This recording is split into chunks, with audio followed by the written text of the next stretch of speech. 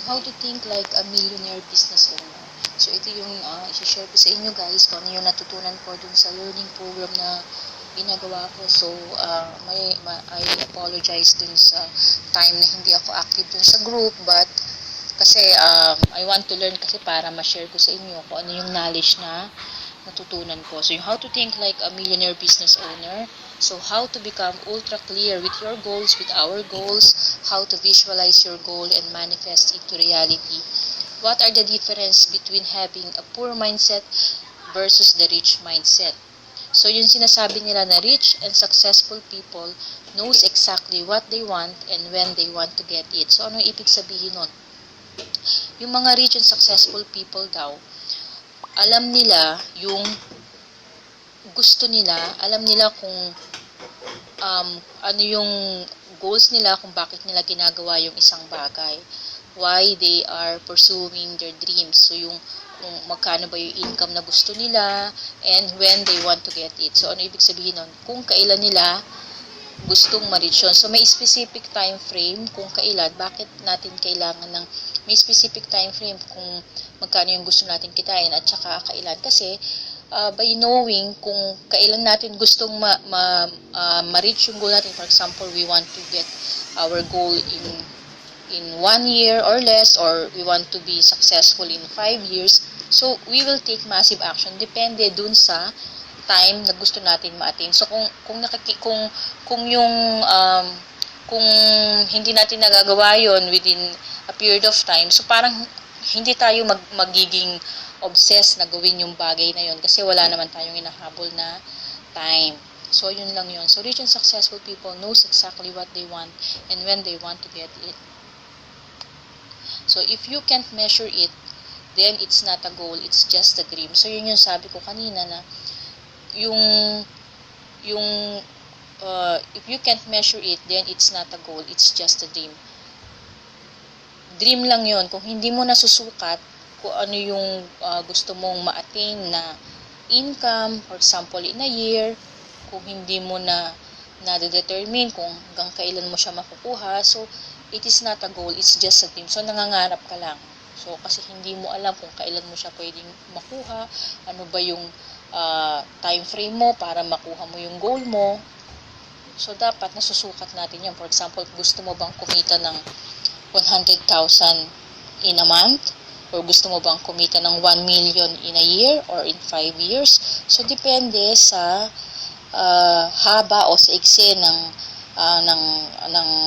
year na gusto natin ma-attain yung certain goals na yon, doon tayo magte-take ng action. So, paano mo naman masasabi na successful entrepreneur ka na? Kung sasabihin mo na kapag kumita na ako ng 1 million or 2 million in 1 year at nagawa ko na yung mga dapat kong magawa, masasabi ko na successful entrepreneur na ako. Pero pag sinabi mo na I want to be successful, kulang. So, it is not measurable. So, hindi mo siya nasusukat. So, hindi mo pa masasabi na successful entrepreneur ka na. So, kung nakuha mo na yung exact amount na gusto mo, you can say that I am a successful entrepreneur. So, napaka-importante yun. Kung know your vision and know yung goals mo. Bakit mo ginagawa yung isang bagay. Hindi lang dahil gusto mong kumita ngayon. So, ano yun after 1 year? Yun pa rin, nag-gain ka ba ng knowledge doon? Nag-gain ka ba ng knowledge doon sa ginagawa mo ngayon? Nagiging foundation mo ba ngayon yan?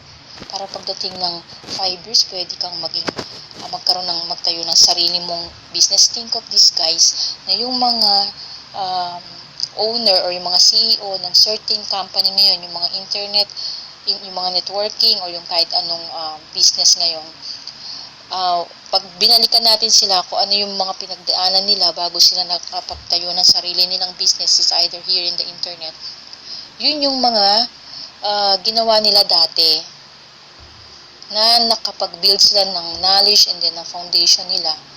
Kaya yung skills nila is na-enhance hanggang sa they were able to put up their own business kasi nagamit nila yung natutunan nila. Pero kung we just here to invite and just to earn lang, ganun lang siya. So kung gusto mo lang kumita without your goal, okay lang din. Pero kung gusto mo ng long term, you have to learn first and then the earning will come next. So, what will be the evidence that you accomplish your goal? Yun nga yun, yung nakita mo, nakuha mo na yung income mo, kung ano yung certain amount na nakuha mo, tapos yung alam mo yung knowledge mo na hindi na mawawala yan. Once na nasa yun na yan, you can still enhance it, you can still learn more, pero hindi na siya mawawala. So, kung natuto ka na, kumikita ka pa. And the more learning you have, the more earnings you will have in the future. So, what will be the big reward when you accomplish your goal? Mabibili mo ba yung dream house mo? Makakabili ka ba ng dream car mo? Babayaran mo ba yung mga utang mo? Hindi mo na ba pupulmahin yung mga expenses mo everyday? Makakapag-travel ka ba? Or whatever goals, whatever big reward na naisip mo sa sarili mo, makakatulong ka ba sa family mo? Can you give a good education to your kids? So, kung ano yaman yung goal mo, so, yung nagpapasaya sa'yo kasi lahat ng mga pinaghirapan mo, nakuha mo na. How your life will change when you accomplish your goals. So, naisip mo rin ba kung ano ba yung mababago sa buhay mo kapag ka nakuha mo yung goals na gusto mo? Magiging masaya ba ang pamilya mo? Magkakaroon ka ba ng financial abundance, financial freedom, time freedom na makatravel sa iba't ibang lugar nang hindi ka namumroblema ng pambayad sa ganito or yung sa mga expenses mo sa budget mo everyday? So, isipin mo yan kung ano yung mababago sa buhay mo kapag ka nakuha mo yung goals mo. Visualizing your goal. So, rich people visualize their dream as if it is a reality. So, kung ano yung iniisip mo, it's true. So, ang sabi nga ni Albert Einstein, logic will get you from A to B, but imagination will take you everywhere. So, imagination is free and kung ano yung ini-imagine mo, yun yung magiging action mo, nakadirect yung attention mo, yung focus mo nandun, kung ano yung ini-imagine mo, kung ano yung gusto mong mangyari. Yan ang sabi din ni Pablo Picasso. Everything you can imagine is real. So, be careful what you imagine. Kasi, it is a reality. So, si Pia Words back nga, di ba? So, yung sinasabi niya na in-imagine niya yung sarili niya na maliit pa siya, na naglalakad siya with a crown. So, kahit na napakahirap na nag-attempt siya ng 3 times joining the Binibining Pilipinas, but she was able to make it to be a Miss Universe kasi she believed that whatever you think is real.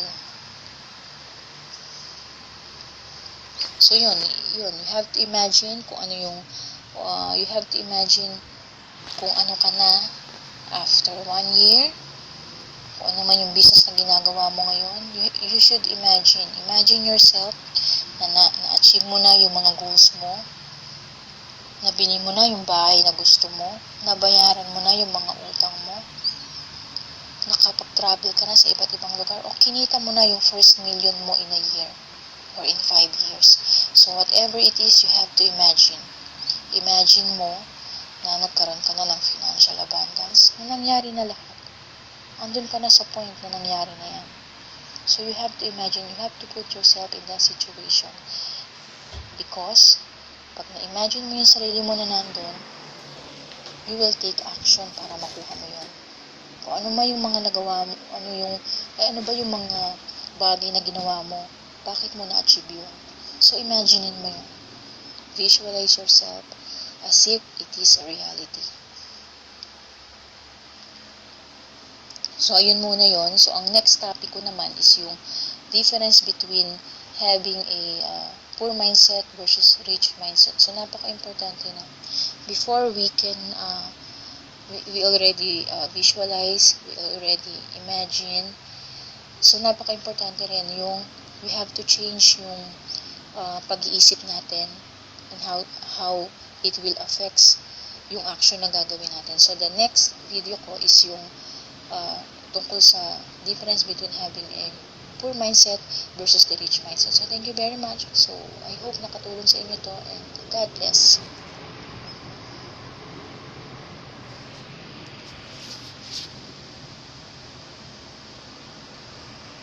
So how to think like a millionaire business owner. So ito yung i-share ko sa inyo guys.